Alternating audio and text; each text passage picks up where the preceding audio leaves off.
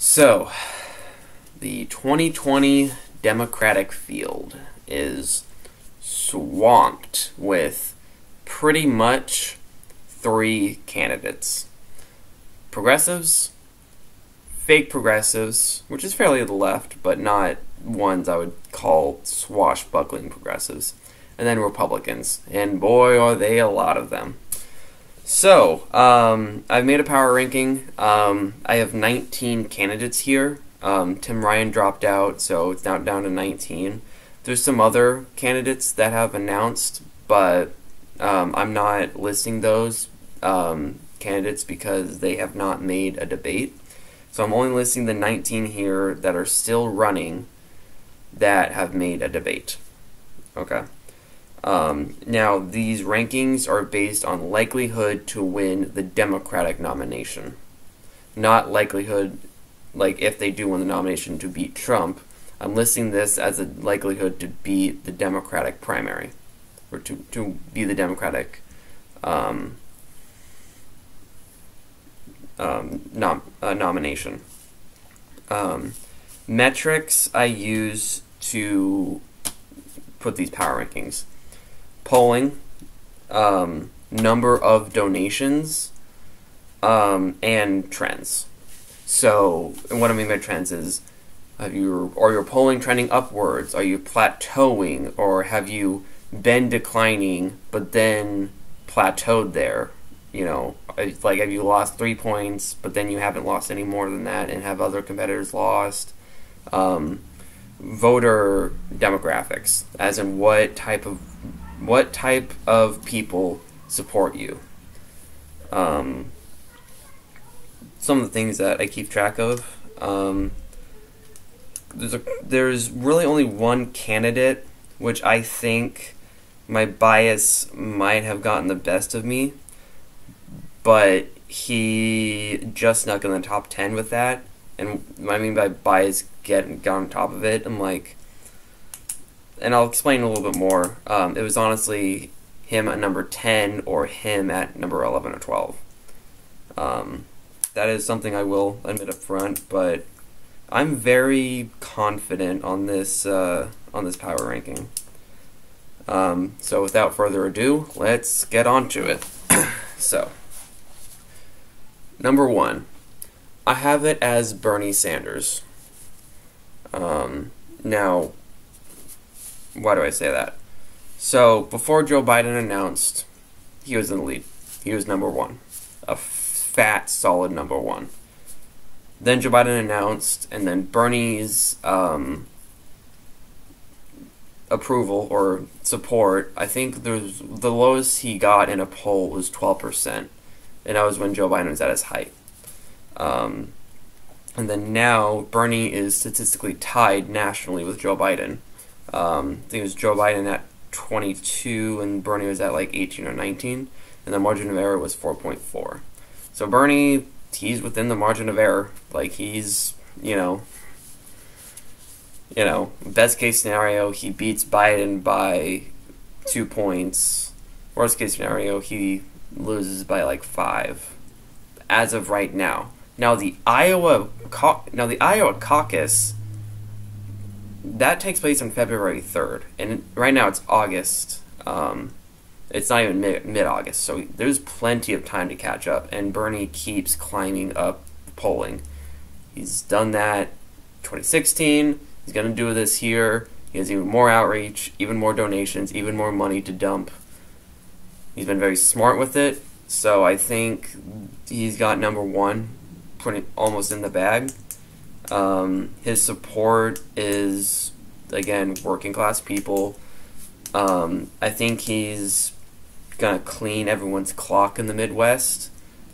He's doing fantastic with Latino voters, which he didn't really do that great in 2016. So he's doing better than that in this election. Plus, he's doing better with whites. Now with black voters, he's still kind of lacking in them. Now, black voters in some of the northern states, he has strong support in, but the black voters in some of those deep southern states, those are voters that go heavily for Joe Biden. So he's going to have to still work on that. He's kind of chipping away at that a little bit, but we'll see how it is. But I do think Bernie is number one on likelihood to get the nomination. Now, number two. I have at Elizabeth Warren. Warren, she seems to hover at around 15%, 15 to 16%, and she hasn't really fallen. There's one low point where she was at 9%, but for the last couple weeks, she's been fairly immune to the Joe Biden voter support theft that seemed to have occurred. She does very well with college-educated whites, suburban, so I think she'll do very well in those eastern states. She might do well in, California or, New York, maybe. But, Massachusetts, Rhode Island, she might do well in New Hampshire, but probably won't beat Bernie there. Maine, she'll do well.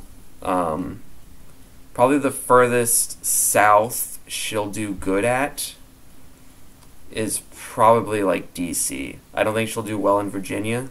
Take that back. She'll do decent in Virginia. But, West Virginia, Kentucky, Wisconsin, she'll be good in a few counties, but not great. But on a lot of those northeastern coastal states, she'll do very excellent with. Black voters seem to not really like her. And she doesn't do great in Latino voters as well. So, college-educated whites is her main. That's her demo. I think she's polling at 25% with whites earning $100,000 a year or more. So it's clear that they do love her. Now, number 3, I have as Joe Biden. He's in the lead now, technically, but not really. He's lost 13 points since the height of... Since a week after he announced, he was polling at around 35%. He's now at 22% nationally. That's a drop of 13 points. That's a drop. And he just keeps dropping. He's dropped by another 5 points in the last 2 or 3 weeks. Once when people know about his record and what he really stands for, people don't like him.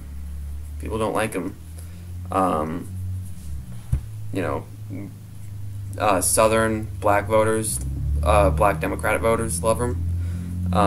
As well as working class, non-union white workers. They also love him. There's a fair share of them in Wisconsin, Michigan, little bit of them in the Midwest, a little bit of them kind of scattered around the West Coast and East. So he's going to have some support around there, but he's going to do a lot better in the Deep South when those states come around. I don't think he's going to do great in New York or California. College-educated whites kind of support him, but they really like Warren. They like liberal white women. So there's that. Alright. So at number 4, Kamala Harris. I have at number 4. She does great with black voters kind of all across the country. She's fairly inoffensive to every race in America. She doesn't play the race card, which kind of attracts some white voters. And she does play off, as a woman of color, I'm going to talk about this issue. That's something black voters like. And so she's not inoffensive in that case. She's hovering at around 9%, 8 or 9%.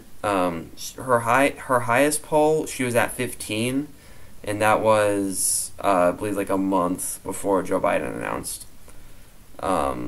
So she's fallen a fair bit, but she hasn't fallen since then. Now we'll see if there's gonna be a further drop, since Gabbard kind of fucking took out her teeth on Harris, but Kamala seems to be holding it around 8 or 9% nationally. So we'll see how she'll do there. Yeah, there's not much more to go on. Pete Buttigieg. He has a white Obama impersonation. That's a little thing that Kyle Klinsky said on Secular Talk, but he speaks very softly, he's very articulate, but he's very vapid in terms of his actually policy proposals, and I think people are starting to see that. He's polling at around 5%, 4 to 6%. Highest he was... There was a poll where he was at 20%, but that was a one-off poll. Other polls at around that time had him at 13 and 14%. So I'm trusting those polls a little bit more because they're a little more consistent. So he's dropping off, again, a fair bit. He doesn't seem to garner a whole lot of minority voters. A lot of middle-class white voters seem to be kind of his demo, when they seem to lean on him. He has the most number of billionaire donors, which the second people will realize it, they're going to be like, oh, what? Why is that the case? So I think that at worst, or at best for him, at best it won't affect his polling. At worst, he'll drop by another 2 or 3 points. And he'll just be out of contention. And then, so that's my top 5. After the top 5, pretty much I really had to grasp at straws and fine-tune hairs. And it gets fairly cloudy the more down the list it goes. But here we go. Number 6, Kirsten Gillibrand. So she is another one who likes to garner a lot more college-educated white voters. She is very strong on abortion rights, but she doesn't really seem to campaign on anything more than that. It's abortion rights. She's playing the woman card a little bit too hard, a little bit too much for people in the Democratic Party to like. Hillary Clinton did that, and we all knew how that came out. So they look at Kirsten Gillibrand playing the woman card maybe a little bit too hard, maybe one too many times, and they're like, I don't want that. That brings back bad memories. So pretty much, she gets a little bit support from upper middle class white voters, but she might do decent in like New York. She'll do decent in like southern Florida. But other than that, I don't see her doing anything more. And she's pulling at like the highest I've seen her pull is at 4%. So I don't think she's that competitive. Number 7, Julian Castro. This is someone who is in the top 10.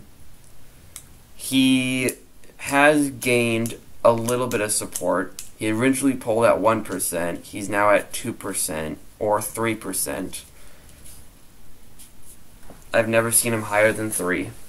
He has, I believe, 6% was the last time I saw with Latino voters.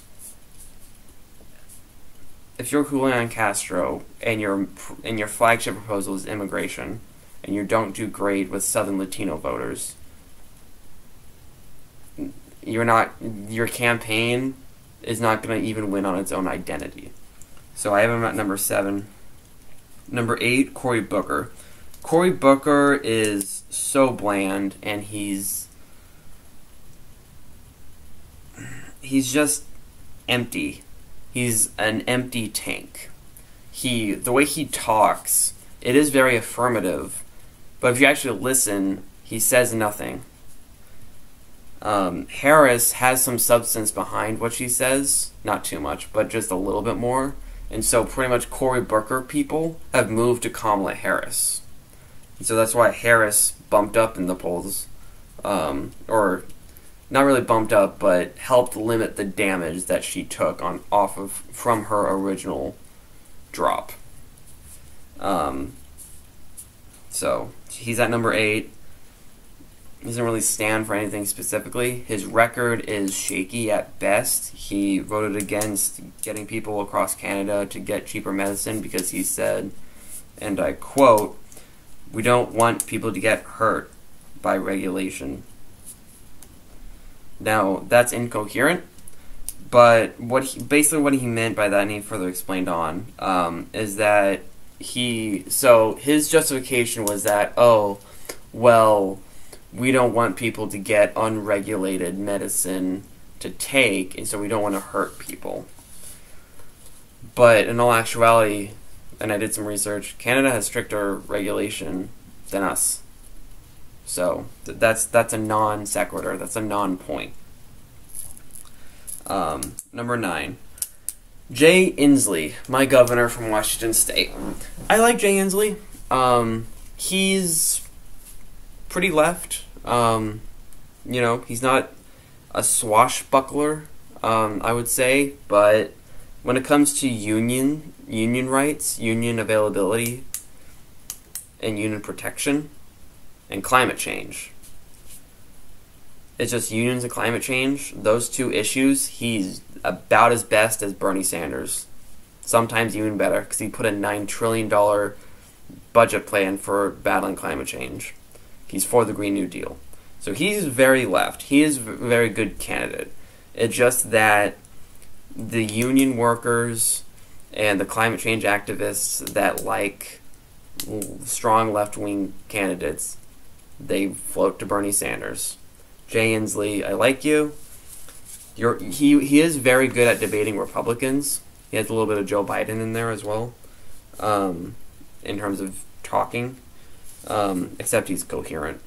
And just Jay Inslee, he's not good at exciting people. Like he has good, quick one-liners every now and then, but he's not great on rallies. He's great on campaign ads when he ran for governor. I haven't really seen a campaign ad yet from him, but we'll see. But he's at number 9. He's pulling out about 1%, 2%, so we'll see. Alright, so number 10. This is probably the candidate which I put my bias a little bit more on, to not put him at like number 11 or 12, because like nothing I saw justified putting him below the number 10 slot. I have it as Andrew Yang. Andrew Yang at number 10. He's a very unique candidate. One of his policy proposals is abolishing the penny. I mean, I am in favor of that, so it's like kind of unique of like, oh, okay. Literally no one has said that or even expressed that.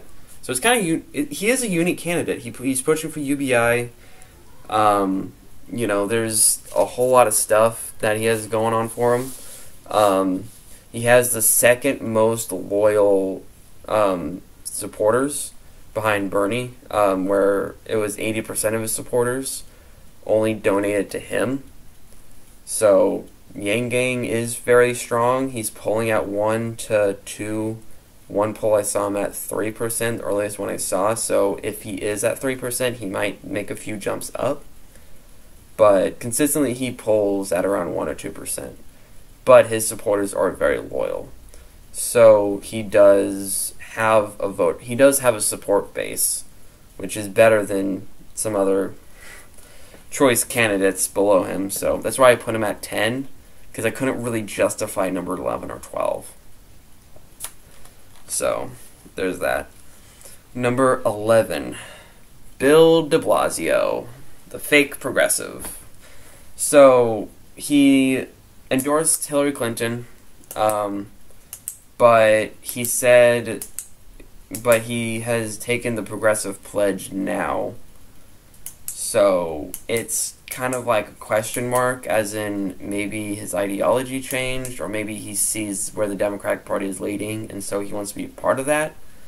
I don't know. I don't really buy it that much. I'll wait to see. He's polling at 1%. I've never seen him poll higher than that. He's kind of bland. I would say he's on the left, but he's not a leftist. There's nothing particularly special about him. But he's kind of inoffensive to pretty much everyone. So there's nothing about him that's specifically hurtful to the Democratic voter base. Some Democrats don't like Hillary Clinton, and that's why they don't like him, but he's never said something that created a specific no from the Democrats. So there's that. Williamson at number 12. She's weird. She has waffled on Medicare for All now. She used to be for it, now she looks like she's for a public option. So that's a question mark on where today's August, so we're about 5-6 months, depending on how you count it, from the Iowa caucus. Why are you backtracking on a major progressive policy now? This is the worst time to do it. This is the time to push aggressively. Push for union rights. Because Iowa, if you're not for union rights, get the fuck out of here. If you're not for smaller farms having independence from corporate consolidation, get the fuck out of here. If you're not for worker-owned co-ops, get the fuck out of here. So I think she'll have a little bit of support from black voters. I think she'll do a little bit better in like Louisiana, Georgia, Alabama, Mississippi, a little bit in Texas. But nothing of her platform is unique. Take that back. There is one policy platform that is good, but not necessarily unique. She is for reparations. So that is good. That's why I think she'll have a little bit more black voter support, but that's not the point. Alright, number 13. Michael Bennett. Surfer boy. No one likes him. He's polled at 0% on 2 polls. I think he just made the threshold of 160,000 donations. Bernie has 6 times that, 7 times that. So, and then Warren has 3 to 4 times that. I mean, he's just so vapid. He's not for anything. He talks about, not being for Medicare for all, but on one of the debates, I think it was the first debate, where he was like, but I like Bernie Sanders' plan. And I'm like, so he's all over the place. He doesn't have a coherent vision. He's just kind of a standard whitewashy Democrat. So, yeah. Number 14, Amy Klobuchar. Number 15, Beto O'Rourke. He's polled at 0% 3 or 4 times now, but he's met the donor threshold. So, but it's all out of Texas. I think he might. I seriously think Beto O'Rourke is probably going to be the John Kasich of the Republicans in 2016. I think Beto O'Rourke's going to be that of the Democrats in 2020. I think he'll fail on every single state, but on Texas, I think he'll win or like be in second, because he has a lot of support out of Texas in terms of donations. Might be at 1% nationally at best, solely because of Texas. So there's that. Tulsi Gabbard. She's a progressive. She has very good ideas on foreign policy. She's probably the best on it. She doesn't get support though. She's the most Google candidate. I hope she polls at like 1 or 2%, but the fact that now she has polled at 1% consistently, but the reason why I have her so low is because the voters that like Tulsi also give to Bernie and Warren and a little bit of Yang. So her bottleneck is going to be Bernie. And so that's why she's so much lower than other candidates that may not poll quite as well or don't have many as contributions. Steve Bullock. John Hickenlooper. He might come at 4th or 5th in Colorado. And then that's it. And then last place I have is John Delaney. Mr. Democratic Republican. He is the quintessential corporate, centrist, maybe not even neoliberal, just conservative Democrat corporate. Like, he's just so... He says, no, we can't do healthcare for everyone. No, we can't have strong union rights. No, we can't have a living wage.